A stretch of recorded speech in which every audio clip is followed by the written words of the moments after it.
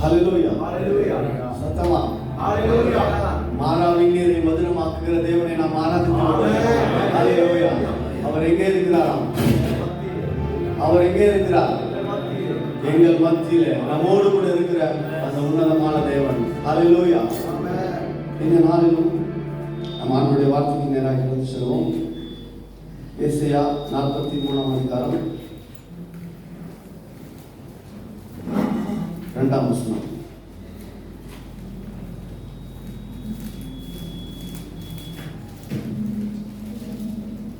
நீ தண்ணீர்களை கடக்கும் போது நான் உன்னோடு இருப்பேன். நீ ஆறுகளை கடக்கும் போது அவைகள் உன்மேல் புரளுவது இல்லை. நீ அக்கினியில் நடக்கும் போது வேகாதிருப்பாய். அக்கினி ஜுவாலை உன் பேரில் பற்றாது. ஹல்லேலூயா. எத்தனை பேருக்கு இந்த வசனம் ஞாபகம் இருக்கு? ஆமென். எத்தனை பேருக்கு ஞாபகம் இருக்கு? ஹல்லேலூயா. எப்போ சொன்ன வசனம் இது? 6 மாதத்திற்கு முன்பதாக இல்லையா ஆண்டவர் நமக்கு கொடுத்த ஒரு வாக்குத்தத்தம், நான் உன்னோடு கூட இருப்பேன். ஹல்லேலூயா. 6 மாதம் கழித்து நாம் திரும்பி பார்க்கும் பொழுது கர்த்தர் எல்லா விதத்திலும் என்னோடு கூட இருந்தாலும் சொல்றாங்க. கைகளை தட்டி ஆண்டவருக்கு நன்றி. எத்தனையோ கர்த்தர் எந்த விதத்திலும் நமக்கு விலகாதவராய் நம்மோடு கூட இருந்த உன்னதமான தேவன். ஹல்லேலூயா. எத்தனை பெரிய பாக்கியம் இல்லையா? எத்தனையோ ஊழியக்காரர்கள் இன்னைக்கு இல்லாம போயிருக்கிற சூழ்நிலை, எத்தனையோ உறவுகள் இன்னைக்கு இல்லாம போன சூழ்நிலையில கர்த்தர் நம்மோடு கூட இருக்கிறார் என்கிற உணர்வு இந்த வேலையில நம் மத்தியில தேவன் கொடுத்திருக்கிறதற்காக தேவனை நன்றியோடு கூட ஸ்தோத்திரிப்போம். ஹல்லேலூயா. பக்கத்துல இருக்கிற கையை பிடிச்சு சொல்லுங்க, நீங்க விசேஷித்தவர்கள். நீங்கள் விசேஷித்தவர்கள். நல்லா சொல்லுங்க சத்தமா, நீங்கள் விசேஷித்தவர்கள். சர்வ வல்லமையுள்ள தேவன் நம்மோடு கூட உங்களோடு கூட இருக்கிறார் என்று சொல்லி ஹல்லேலூயா. நம் தேவன் நம்மோடு கூட இருக்கும் பொழுது நாம் எந்த சூழ்நிலையில கடந்து போனாலும் நம்மை தப்புவிக்க வல்லவர். 6 மாதங்களாய் கர்த்தர் நம்மை எவ்வளவு அழகாய் தேவன் நடத்தினார். இந்த உலகம் போய்கொண்டிருக்கிற சூழ்நிலையில எப்போ நாம் அழிந்து போயிருக்க வேண்டிய நம்மை ஜீவனோடு கூட ஆண்டவர் காத்து இந்த தேசத்தில் வைத்திருக்கிறார். இந்த பாக்கியம் எத்தனையோ பேருடைய வாழ்க்கையில கிடைக்கல. அவர்களுக்கு ஆண்டவர் வைத்திருக்கிற காலம் முடியும் பொழுது ஆண்டவர் எடுத்துக்கலாம். உங்களையும் என்னையும் தேவன் இந்த நாள் வரை வைத்திருக்கிறோம்னா அதற்கு ஒரு பெரிய நோக்கம் இருக்கிறது. அப்போ அவருடைய காரியத்தை நாம் செய்ய வேண்டிய நோக்கத்திற்காகவே கர்த்தர் இன்னும் நம்மை பாதுகாத்து வைத்திருக்கிறார். நம்மோடு கூட நடமாடி கொண்டிருக்கிறார். இந்த வசனம் அதான் சொல்லுது, நீ தண்ணீரை கடக்கும் பொழுது நான் உன்னோடு கூட இருப்பேன். நீ ஆறுகளை கடக்கும் பொழுது அவைகள் உன்மேல் புரளுவதில்லை என்று சொன்ன தேவன். இதோ இந்த 6 மாதம் கர்த்தர் நம்மை பாதுகாப்பாய், அழகாய், செம்மையாய், நன்மையாய் நம்மை நடத்தி வந்த தேவன். இனி வரும் நாட்களுக்கு ஆண்டவர் சொல்லுகிறார். ஏசாயா 46ஆம் அதிகாரத்தை வாசிக்கிறோம். யாக்கோபின் சந்ததியாரே, இஸ்ரவேலின் சந்ததியாரே, மீதியாகிய சகல ஜனங்களே, எனக்கு செவி கொடுங்கள், எனக்கு செவி கொடுங்கள். தாயின் வயிற்றில் தோன்றினது முதல் உங்களை ஏந்தினேன். தாயின் கர்ப்பத்திலே உற்பத்தி ஆனது முதல் நான் உங்களை தாங்கினேன். உங்கள் முதிர் வயது வரைக்கும் நான் அப்படி செய்வேன். உங்கள் முதிர் வயது வரைக்கும் நான் அப்படி செய்வேன். நரை வயது மட்டும் நான் உங்களை தாங்குவேன், நான் உங்களை ஏந்துவேன், நான் உங்களை சுமப்பேன் என்று ஆண்டவர் சொல்றார். இந்த 6 மாத காலம் அதுவல்ல, இனி வரும் 6 மாத காலங்களிலும் கர்த்தர் நம்மை தாங்கி, நம்மை ஏந்தி, நம்மை சுமந்து, நம்மை தப்புவிக்க அவர் வல்லவராய் இருக்கிறவர். நம்மோடு கூட இருக்கிறேன் என்று இந்த நாளில் அவர் கொடுத்த வாக்குத்தத்தத்தை நமக்கு ஆண்டவர் மீண்டுமாய் நிறைவேற்றுகிறார், மீண்டுமாய் உணர்த்துகிறார். கர்த்தர் நம்மோடு கூட இருக்கிறார். எந்தெந்த சூழ்நிலையில ஆண்டவர் நம்மோடு கூட இருக்கிறார் என்றால் எல்லா விதத்திலும் ஆண்டவர் நம்மோடு கூட இருக்கிறார். எவைகளில் எல்லாம் கர்த்தர் நம்மோடு கூட இருக்கிறார்னா நம்ம எங்கெல்லாம் செல்லுகிறோமோ அந்த இடங்கள் எல்லாவற்றிலும் கர்த்தர் நம்மோடு கூட இருக்கிறார். அந்த ஆண்டவர் நம்மோடு கூட இருக்கும் பொழுது ஏன் நம்முடைய வாழ்க்கையில இன்னும் அந்த ஆசீர்வாதங்கள், அநேக காரியங்கள் நம்முடைய வாழ்க்கையில தடைபட்டு கொண்டிருக்கிறது? இல்ல, ஆண்டவர் நமக்கு வாக்குத்தத்தமாய் கொடுத்திருக்கிறார். ஒரு வாக்குத்தத்தம், சர்வ வல்லமையுள்ள தேவன். வேதத்தில் நாம் வாசிக்கிறோம், அந்த தேவன் யாரெல்லாம் கூட இருக்கிறார்களோ அவர்கள் எல்லாம் வெற்றியாய், அழகாய் வாழ்ந்திருக்கிற காலங்கள் உண்டு என்று நாம் வாசிக்கிறோம். நம்முடைய வாழ்க்கையில இன்னும் சில காரியங்களை நாம் ஏன் சுதந்திரித்துக் கொள்ள முடியல? ஆண்டவர் என் கூடவே இருக்கிற வாக்குத்தத்தம் கொடுத்த தேவன் உண்மையுள்ளவர். அவர் பொய் சொல்ல மனிதன் அல்ல. என்னுடைய அநேகர் அதை சுதந்திரித்துக் கொள்கிறார்கள். என்னுடைய வாழ்க்கையில ஏன் நாம் அதை சுதந்திரித்துக் கொள்ள முடியல? ஆண்டவர் பாத்தீங்கன்னா நம் மத்தியிலே உலாவுகிறவர். பாளையத்தின் நடுவிலே நாம் எங்கெல்லாம் செல்லுகிறோமோ அது நடுவிலே கர்த்தர் உலாவுகிற ஒரு தேவனாய் இருக்கிறார். வாசிப்போம் உபாகமம் 23:14.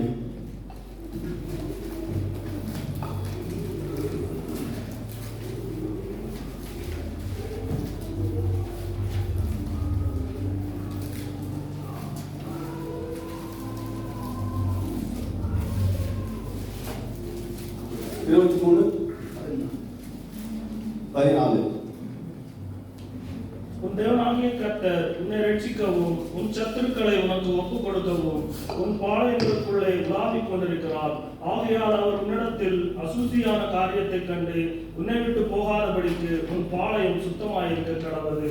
ஹல்லேலூயா, ஆமென், ஹல்லேலூயா. என்ன சொல்றார் ஆண்டவர்? எதற்காக நம்மோடு கூட இருக்கிறாரா? நம்மை ரட்சிப்பதற்காகவும் நம்மை தப்புவிப்பதற்காகவுமே ஆண்டவர் நம்மோடு கூட இருக்கிறாராம். அந்த உன்னதமான தேவன் நம்மை விட்டு போகாதபடிக்கு நாம் என்ன செய்யணுமா? நம்முடைய பாளையங்களை சுத்தமாய் வைத்துக் கொள்ளணும். ஆண்டவர் நம்முடைய பாளையங்களை நாம் எப்பொழுது சுத்தமாய் வைத்துக் கொள்ளும்படியாய் இந்த நாட்கள் ஏனல்ல தேவன் பரிசுத்தம் உள்ளவர். அந்த உன்னதமான தேவன் நம் மத்தியிலே நம்மோடு கூட அவர் வாசம் செய்கிறேன் என்று சொல்லுகிற அந்த தேவன் நம்மை விட்டு போகாதபடிக்கு நம்முடைய காரியங்கள் என்ன செய்யணும்? நாம் எப்பொழுதும் ஒவ்வொரு நாளும் நம்மை பரிசுத்தப்படுத்திக் கொள்ளும்படியாய் நாம் எங்கே சென்றாலும் அந்த இடத்துல தேவன் நம்மோடு கூட வருகிறவர். ஆலயத்தின் மத்தியில் உலாவுகிற தேவன். ஆதாம் ஏவாளோடு கூட அந்த தோட்டத்தில் ஆண்டவர் உலாவிக் கொண்டிருந்த ஒரு தேவன். ஏனென்றால் அவருக்கு மனிதர்களோடு உலாவுகிறது, மனிதர்களோடு சஞ்சரிக்கிறதும் மனிதர்கள் மேல் அவர் வைத்த அந்த பிரியத்தின் நிமித்தமாய் ஒவ்வொருவர் மீது ஆண்டவர் வைத்திருக்கிற தனித்தனியான ஒரு பிரியம். ஏனென்றால் அந்த சர்வ வல்லமையுள்ள தேவன் நம்மை தாயின் கருவிலே உருவாவதற்கு முன்பதாகவே கர்த்தர் தெரிந்து கொண்டார். யாக்கோபை தேவன் தெரிந்து கொண்டார். யாக்கோபை தேவன் தெரிந்து கொண்டார். யாக்கோபு எப்படிப்பட்டவன் என்பதை நாம் வேதத்தில் வாசிக்கும் போது பாத்தீங்கன்னா, யாக்கோபு எப்படிப்பட்டவன்? தகப்பன் ஏத்தன். ஏத்தன் என்றால் திருடன் என்ற அர்த்தம். ஏத்தன் ஏமாற்றுகிறவன் இல்லையா? யாக்கோபு எப்படிப்பட்டவன்? ஏமாற்றுகிறவன். ஏத்தன் என்று சொல்லி பெயர்பட்ட ஒருவனுக்கு ஆண்டவர் வாக்குத்தத்தம் கொடுக்கிறாரு, நான் உன்னோடு கூட இருப்பேன் என்று சொல்லி. ஆண்டவர் வாக்குத்தத்தம் கொடுத்த தேவன் அந்த வாக்குத்தத்தம் நிறைவேற வரைக்கும் அவன் கூட இருந்தான்னு பார்த்தீங்கன்னா, அதை நிறைவேறும் வரை இருந்தான். ஆனால் வாக்குத்தத்தம் கொடுத்த தேவன் அந்த காரியங்களிலே அவன் நடந்து போகும் பொழுது அநேக பாவங்களை அவன் செய்தான். தகப்பனாரை ஏமாற்றினான் இல்லையா? தகப்பனார் கொடுக்க வேண்டிய கனத்தை கொடுக்கல, தகப்பனாரை ஏமாற்றினான். அங்கிருந்து போறான், அண்ணனுடைய காரியங்கள்ல அண்ணனை ஏமாத்தினான். ஆண்டவர் அவனை எட்டு பிரித்தார், அண்ணனை ஏமாத்தினான். அதுக்கப்புறம் பாத்தீங்கன்னா மாமனார் வீட்டுக்கு போறான், மாமனாரை ஏமாற்றுகிறான். எந்த இடத்துல பார்த்தாலும் அவனுடைய வாழ்க்கை எப்படி இருக்கிறது? ஏமாற்றத்துக்குரிய மற்றவர்களை ஏமாற்றக்கூடிய காரியங்களை தான் அவனுடைய வாழ்க்கையில அவன் எல்லாவற்றையும் செய்து கொண்டே இருந்தான். ஆனால் ஆண்டவர் அவனோடு கூட இருந்தார். ஏன் அவனோடு கூட ஆண்டவர் இருந்தார்? அவனை குறித்ததான ஒரு திட்டத்தை கர்த்தர் வைத்தார். நாம் எல்லாரும் பார்க்கும்போது, இந்த வேதத்தை வாசித்து பார்க்கும் பொழுது அவனை எத்தனாய் பார்க்கிறோம். ஆனால் கர்த்தர் அவனை தாயின் கருவில் உருவாவதற்கு முன்பதாகவே ஒரு இஸ்ரவேலாய் ஆண்டவர் பார்த்தார். இன்னைக்கு உண்மையும் நான் போய்கொண்டிருக்கிற சூழ்நிலை, ஆண்டவருக்காக நான் எழும்ப வேண்டும், ஆண்டவருக்காக நான் ஏதாவது செய்ய வேண்டும் என்று நினைக்கும் பொழுது ஒரு பெரிய காரியங்கள், பாவ காரியங்கள் நம்முடைய வாழ்க்கையில வந்து உன்னை அமிழ்த்தும் பொழுது நீ நிதானித்துக்கொள். இந்த வேதத்தில் இருக்கிற வார்த்தைகளை நிதானித்துக்கோ.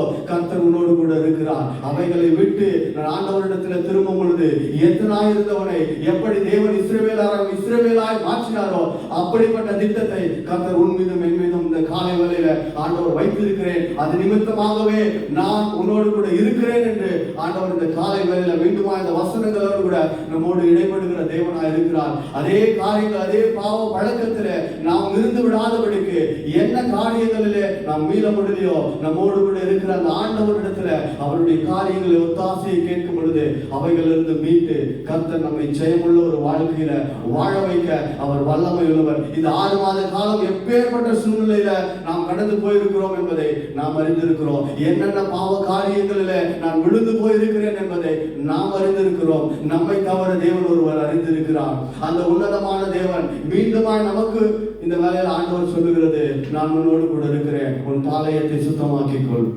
ஏனென்றால் உன்னை கொண்டு நான் வைத்திருக்கிற திட்டம் மகா பெரியது. இந்த உலகம் பார்க்கிற காரியங்கள் அல்ல. நான் உன்னை கொண்டு வைத்திருக்கிறது அநேக ஆயிரங்களுக்கு நம்மை ஆசீர்வாதமாய் வைக்க வேண்டும் என்று கர்த்தர் நம்மை தெரிந்து கொண்டார். ஏனென்றால் அவர் யாரோடு கூட ஆண்டவர் இருந்தாரோ அவர்கள் எல்லாம் தனிப்பட்ட விதத்துல ஆண்டவர் ஒரு அபிஷேகத்தை ஆண்டவர் வைத்திருந்தார். நாம் வாசிக்கும் போது ஆண்டவருடைய ஒவ்வொரு காரியம், யோசேப்பை பற்றி நாம் வாசித்தோமானால் தேவன் யோசேப்பு ஆதியாகமம் 41:38 வாசித்தோம்னா, தேவன் இவை எல்லாவற்றையும் உனக்கு வெளிப்படுத்தி இருக்கிறபடினால் உன்னை போல விவேகமும் ஞானமும் உள்ள ஒருவன் இல்லை.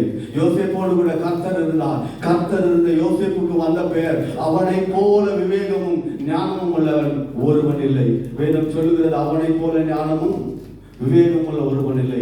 ஏனென்றால் கர்த்தர் அவனோடு கூட இருக்கும் பொழுது அவனமாய் இந்த உலகத்திற்கும் நீ வெளிப்பட வேண்டும் என்று தேவன் விரும்புகிற ஒரு காரியம் நம்முடைய வாழ்க்கையில் அப்படிதான். உலகத்தானுக்கும் நமக்கும் நடக்கிற மாதிரி இருந்தா நான் ஏன் இயேசுவை ஆராதிக்கணும்? ஹல்லேலூயா. ஆமாவா இல்லையா? உலகத்தானுக்கும் எனக்கும் நான் ஒரே மாதிரியான காரியங்கள் நடக்குமானால் நான் ஏன் இந்த இயேசுவை ஆராதிக்கணும்? இல்லையா? அவரை ஆராதிக்கிறவர் அவர் ஜீவன் உள்ளவர் என்று நாம் விசுவாசித்து அவரிடத்தில் நாம் உண்மையுள்ளவராக இருந்தால் அவர் எப்படி சகல கல்லுகள் போல அல்லாதபடிக்கு என் தேவன் தனித்துவப்பட்டவராய் அவரே தேவன் என்று இந்த உலகத்துக்கு அவர் வெளிப்படுத்துகிறவராய் இருக்கிறாரோ அப்படியே சகல ஜனங்களை பார்க்கிறோம் நம்மை தனிப்பட்ட விதத்தில் கர்த்தர் ஆசீர்வதிக்க அவர் வல்லவராய் இருக்கிறார். அதைத்தான் இந்த நாட்களிலும் நம்முடைய வாழ்க்கையை நாம் அன்றாட நினைத்துக் கொள்ள வேண்டிய ஒரு பெரிய காரியம். நான் ஆராதிக்கிறவர் உண்மையுள்ளவர், அவர் மகா மேன்மையுள்ளவரும் மகா பரிசுத்தம் உள்ளவரும் அவர் நீதி உள்ளவருமாய் இருக்கிறவரை நான் ஆராதிக்கிறேன். என்னுடைய வாழ்க்கையில உலகத்தானை போல என்னுடைய வாழ்க்கை இருக்கக்கூடாது. ஏனென்றால் அந்த சர்வ வல்லமையுள்ள தேவன் என்னோடு கூட இருக்கிறார். அப்ப எனக்கும் மற்றவனுக்கும் ஒரு வித்தியாசத்தை ஆண்டவர் காண்பிக்கணும். ஆண்டவரை நாம் ஆராதிக்க வந்திருக்கும் பொழுது, அந்த தேவனை நான் ஆராதிக்கும் பொழுது, அந்த ஜீவனுள்ளவரை நான் ஆராதிக்கும் பொழுது எல்லா காரியங்களும் எனக்கு மேன்மையாகவே நடக்க வேண்டும் என்பதே இந்த வேதத்தின் அடிப்படையில் ஆண்டவருடைய சமூகத்தில் நாம் கேட்க வேண்டிய ஒரு மகா பெரிய காரியம். ஏனென்றால் ஆண்டவர் யாரோடு கூட இருந்தாரோ அவர்களுக்கு எல்லாம் ஒரு தனித்துவத்தை கர்த்தர் வைத்தார். யோபுவை ஆண்டவர் சொல்றாரு, உத்தமனும் சன்மார்க்கனும் தேவனுக்கு பயந்து பொல்லாப்புக்கு விலகி நடக்கிற அவனை போல பூமியில ஒருவரும் இல்லை.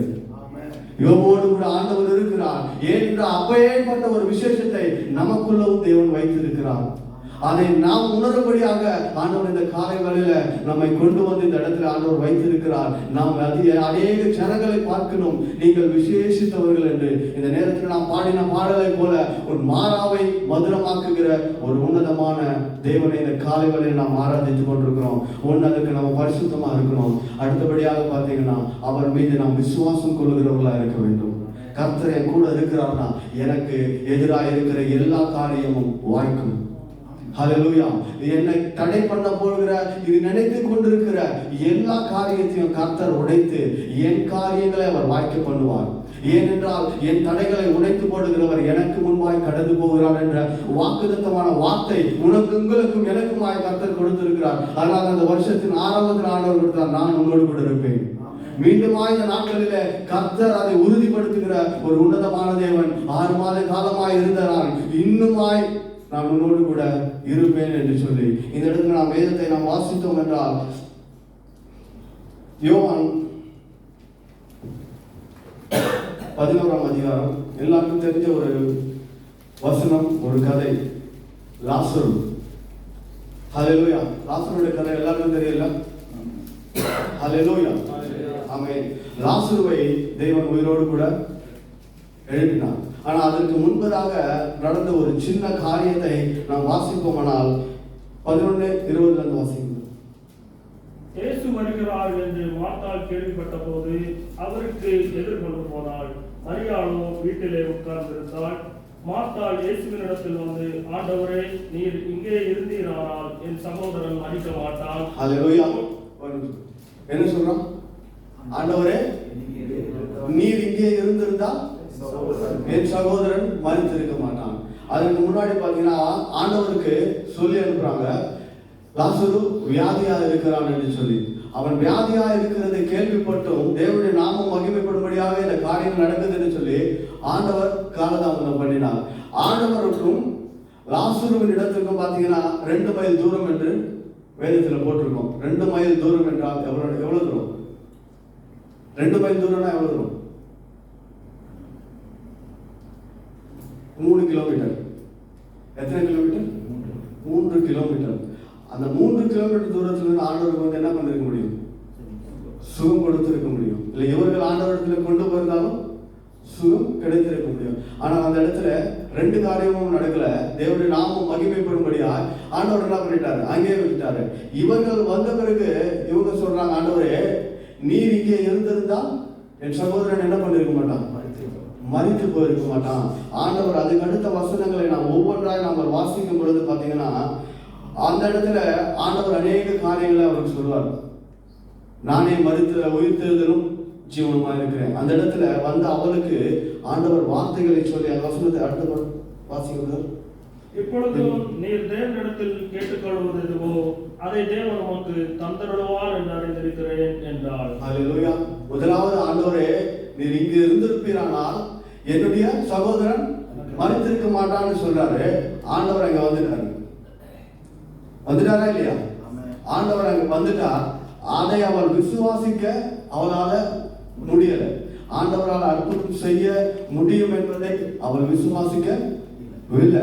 ஆண்டவர் இடத்துல அடுத்தபடியாக சொல்றான், ஆண்டவரே நீர் கேட்டுக்கொண்டா அந்த காரியம் என்ன செய்யும்? என் வாழ்க்கையில நிறைவேறும்னு சொல்றவ அடுத்த வருஷம் ஆண்டவர் என்ன சொல்றாரு? இயேசு அவளை நோக்கி உன் சகோதரன் உயிர்த்தெழுந்திருப்பான் என்றார். ஹல்லேலூயா.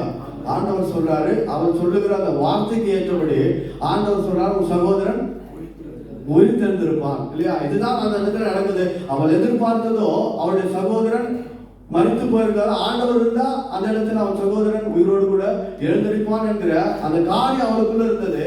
ஆனால் அதை அவளால் சொல்ல முடிந்தது. ஆனால் அதை நேராய் ஆண்டவரிடத்துல வரும் பொழுது அந்த விசுவாசத்தை அவளால் என்ன பண்ணல, காண்பிக்க முடியல. அதுக்கு அடுத்த வசனம் சொல்லுங்க.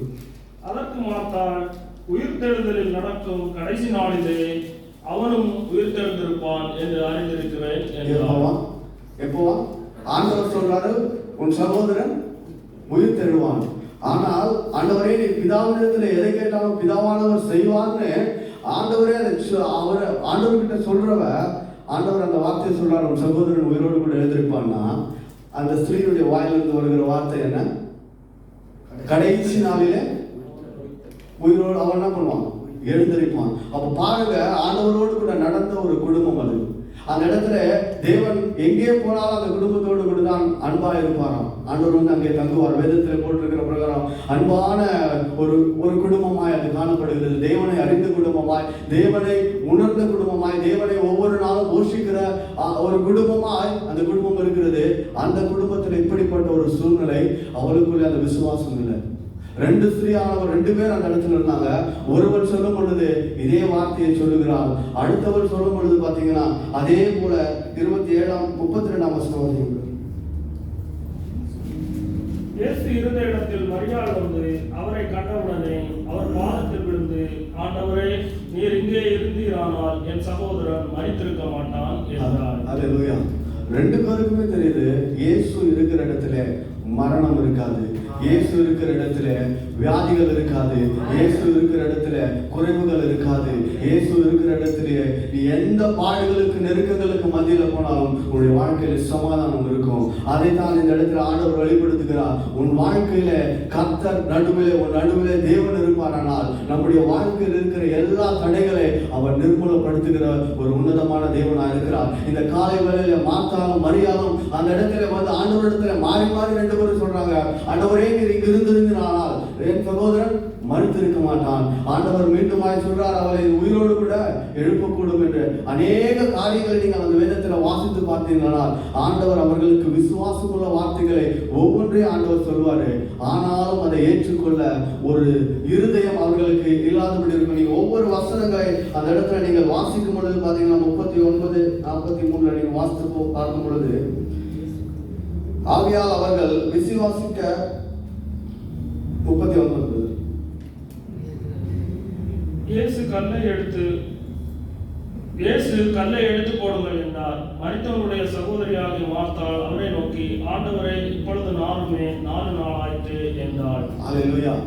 அந்த இடத்துல நீங்க எடுத்து வாசித்து நம்ம பார்க்கும் பொழுது ஒவ்வொன்றையும் ஆண்டவர், நீங்க வேதத்துல வாசித்து பார்த்தீங்கன்னா ஒவ்வொன்றையும் ஆண்டவர் அந்த இடத்துல அந்த ரெண்டு பேருக்குமே அந்த விசுவாசத்தை வர்த்திக்கும்படியா ஆண்டவர் சொல்லுவார். எந்த தேவன் நம்ம மத்தியிலே இருந்தால் குறைவுகள் நீங்கும் என்று விசுவாசிக்க நம்மாலே கூடுமோ அந்த இடத்துல கர்த்தர் அற்புதம் செய்ய அவர் வல்லவராய் இருக்கிறார். மார்த்தாளுடைய காரியங்களை, மரியாளுடைய காரியங்களை பார்த்தீங்கன்னா ஆண்டவரே நீர் இங்கு இருந்திருப்பீரானால் என்னுடைய சகோதரன் உயிரோடு கூட எழுந்திருப்பான் என்று சொன்னவர்கள் தேவன் அங்கே வந்து அவர்கள் நடுவிலே நிற்கும் பொழுது என் தேவனால் இதை செய்ய முடியும் என்பதை விசுவாசியாமல் போனார்கள். ஆண்டவர் அதனாலதான் அவர்களிடத்தை பேசுகிறதை விட்டு பிதாவினிடத்தில் ஆண்டவர் ஒரு விண்ணப்பங்களை ஏறெடுத்து இருக்கிறவர்களை பார்த்து சொல்றாரு, அந்த கல்லை புரட்டி போடுங்கள் என்று சொன்னவர் அவரை குறித்ததான காரியங்கள் எல்லாவற்றிலும் அறிந்திருக்கிற அந்த ஜனம் கூட சொல்லுவோம், இவர் குருடர்களை எழுப்புகிற தேவன், முடவர்களை நடப்புகிற தேவன். இவனை உயிரோடு கூட வரவழைச்சா நல்லா இருக்குமே என்று சொல்லி அந்த வசனங்களை அவரோடு கூட வந்த ஜனங்கள் சொல்லுவாங்க.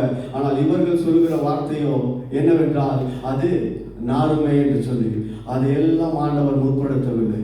அவர் லாசருவை குறித்து ஒரு முன்குறித்துதலை வைத்திருந்தார். அவர் தேவனுடைய நாமம் மகிமைப்படும்படியாகவே இந்த காரியங்களை கர்த்தர் நியமித்திருந்தார். மரித்து போன லாசரு உள்ளே நாற்றம் அடிக்கப்பட்ட நிலைமையில் இருக்கிறவன், சுற்றிலும் சீலைகளால் சுற்றப்பட்டு காது கேட்காது கண்ணு தெரியாது எந்த ஒரு சூழ்நிலையும் இல்லாதபடிக்கு ஒரு பிணமாய் அங்கே முடங்கி கிடக்கும் பொழுது சர்வ வல்லமையுள்ள தேவன் அந்த இடத்திலே நின்று லாசருவை வெளியே வா என்று சொல்கிறார். அது எந்த நிலைமையில் இருந்தாலும் கூட அது எழுப்பி நின்று ஆண்டவர் முன்பாய் வந்து நிற்க வேண்டும் என்பதை கர்த்தர் உனக்கும் எனக்கும் அவர் இந்த காலை வேளையிலே ஆண்டவர் உணர்த்துகிறார். உன்னுடைய வாழ்க்கையில எந்த ஆசீர்வாதம் எப்பேற்பட்ட நிலைமையில அது கட்டப்பட்டு கிடந்தாலும் உன் பக்கத்தில் இருக்கிறவர் யார் என்பதை நீ அறிந்து கொண்டாயானால், உன்னோடு கூட நடக்கிற உன்னதமான தேவன் யார் என்பதை நீ உணர்ந்திருப்பாயானால், அது என்ன சூழ்நிலை இருந்தாலும் அது எழுப்பி நின்றே ஆக வேண்டும். அதுவே சர்வ வல்லமையுள்ள தேவன் என்பதை அவர் அந்த இடத்தில் நிரூபித்தார். நம்முடைய வாழ்க்கையிலும் அதே தான் ஆண்டவர் இந்த நாளிலே நிரூபிக்க அவர் வல்லமையுள்ளவராக இருக்கிறார். 6 மாத காலத்துல நீ எவைகளை எல்லாம் வாழ்க்கையில இதோ அனுபவிக்க முடியவில்லை என்று சொல்லி இந்த காலை வேளையில ஒருவேளை ஏக்கத்தோடு கூட இந்த சபையில ஆண்டவருக்கு முன்பதாக நீ வந்து உட்கார்ந்து கொண்டிருந்தா, சர்வ வல்லமையுள்ளவர் நான் உன்னோடு கூட இருக்கிறேன், அவருடைய ஒரு வார்த்தை போதும் உன்னுடைய ஆசீர்வாதங்களை அவர் வெளியே கொண்டு வர. அது எப்பேற்பட்ட ஆசீர்வாதமா இருந்தாலும் அது வெளியே வரும் பொழுது லாசருவினுடைய பிணம் நாரவில்லை. ஹல்லேலூயா. அது கட்டப்பட்டிருந்தது, கைகளும் கால்களும் கட்டப்பட்டிருந்தது. அவர் சொன்ன ஒரு வார்த்தையில எப்படி அது அந்த இடத்துல வந்து நின்றது யாருக்குமே தெரியல. அவர் அற்புதம் செய்கிறதிலே வல்லமை உள்ளவர். அவரை நோக்கி பார்க்கிற முகங்கள் ஒருபோதும் வெட்கப்பட்டு போவதே இல்லை. அது மறித்தே போனாலும் சர்வ வல்லமையுள்ள தேவன் அது கட்டப்பட்டே இருந்தாலும் அவர் முன்பதாக வந்து அது நின்றே ஆக வேண்டும். நம்முடைய வாழ்க்கையில இந்த நாட்களில என்னென்ன சூழ்நிலையில் நாம் போய் கொண்டிருக்கிறோமோ ஆண்டவருக்கு அதை அறியும். அந்த வேளையில ஆண்டவருடைய சமூகத்துல நாம் நம்முடைய இருதயத்தை ஆண்டவருக்கு நேராய் திரும்பி என்னோடு கூட இருக்கிற அந்த தேவனை நீங்க விசுவாசிக்கும் பொழுது கர்த்தர் நம்முடைய காரியங்கள் எல்லாவற்றையும் அவர் வாய்க்க பண்ண அவர் வல்லமையுள்ளவராய் இருக்கிறார். ஏனென்றால் வேதம் ஒவ்வொரு காரியங்களையும் ஆண்டவர் நல்லபடியாய் ஆண்டவர் நமக்காக எழுதி கொடுத்திருக்கிற அந்த உன்னதமான தேவன். ஏசாயா புஸ்தகத்துல 54:17 சொல்லுகிறது, உனக்கு விரோதமாய் உருவாக்கப்படுகிற எந்த ஆயுதமும் வாய்க்காதே போகும், உனக்கு விரோதமாய் நியாயத்திலே எழும்புகிற எல்லா நாவையும் நீ என்ன பண்ணுவாய், குற்றப்படுத்துவார். ஏனென்றால் இது கர்த்தருடைய பிள்ளைகளுக்கே உரிய ஒரு அதிகாரம். அது இந்த காலை வேளையில் ஆண்டவர் மீண்டுமாய் நம்முடைய வாழ்க்கையில ஆண்டவர் மீண்டுமாய் திட்டம் தெளிவாய் சொல்லுகிறார், நான் உன்னோடு கூட இருக்கிறேன். முதலாவது உன்னுடைய பாளையத்தை நீ பரிசுத்தப்படுத்திக்கோ. இரண்டாவது அவர் உன்னோடு கூட இருக்கிறார் என்கிற அந்த விசுவாசத்துல நீ உறுதியாய் நிற்கும்படியாய் கர்த்தர் இந்த காலை வேளையில நம்மோடு கூட ஆண்டவர் இடைப்பட்டு கொண்டிருக்கிறார். என்னென்ன காரியங்களில் நம்மால எழும்ப முடியலையோ எல்லாவற்றையும் கர்த்தர் நமக்காக யுத்தம் செய்து அந்த காரியங்களை வாய்க்க பண்ணுகிற ஒரு உன்னதமான தேவனை இந்த காலை வேளையில நாம் ஆராதித்துக் கொண்டிருக்கிறோம். அதுதான் சங்கீதக்காரன் சொல்கிறான், எனக்கு விரோதமாய் ஒரு பாளையம் இறங்கினாலும் என் இருதயம் பயப்படாது, என் மேல் யுத்தம் எழுப்பினாலும் இதிலே நான் நம்பிக்கையா இருப்பேன். எவ்வளவு பெரிய பாளையமே அவனுக்கு முன்பதாக எழும்பி வந்தாலும் நான் என்ன பண்ண மாட்டேன், பயப்பட மாட்டேன். ஏனென்றால் நான் ஆராதிக்கிற அந்த தேவன் யார் என்பதை தாவீது அறிந்திருந்தான். அந்த தேவனை யார் என்பதை அவன் அறிந்திருந்தான். அதனால் அவன் இருதயம் கலங்கவும் கலங்காது, அவன் பயப்படவும் மாட்டேன் என்று அவ்வளவு அதிகாரமாய் சொல்லுகிறான். இந்த நாட்களில் நமக்கு முன்பதாக நமக்கு விரோதமாய் எழும்புகிற எந்த காரியமா இருந்தாலும் அந்த காரியத்திற்கு நாம் பயப்படாதபடிக்கு சர்வ வல்லமை உள்ளவர் நம்மோடு கூட இருக்கிறார் என்பதை இந்த வேளையில நாம் உணரும் பொழுது நமக்குரிய காரியங்கள் அவை வாய்க்க பண்ணுவார். எவைகள் எல்லாம் நம்முடைய வாழ்க்கையில இன்னும் தடைப்பட்டு இருக்கிறதோ அந்த தடைகளை உடைத்து நமக்கு ஒரு பெரிய விடுதலையும் பெரிய ஆசீர்வாதத்தையும் கர்த்தர் இந்த நாட்களிலே தர அவர் வல்லமை உள்ளவராக இருக்கிறார். இந்த வேளையில ஆண்டவருடைய சமூகத்துல நாம் அப்படியே தலைகளை தாழ்த்தி எந்த காரியங்களிலே ஆண்டவரை நான் நம்பாதபடிக்கு இந்த கடைசி நாட்களிலே நான் நின்று கொண்டிருக்கிறேன். ஏனென்றால் அவர் வார்த்தை சொல்லுகிறது, அவரை நம்பினவர்கள் ஒருபோதும் வெட்கப்பட்டு போனதில்லை, அவரை நம்பினவர்கள் ஒருபோதும் வெட்கப்பட்டு போனதில்லை என்று சொல்லி இந்த வேதம் சொல்லுகிறது. நாம் அவரை நம்பிக்கொண்டிருக்கிற ஜனமானால் எந்த விதத்திலையும் உன்னை வெட்கப்படுத்த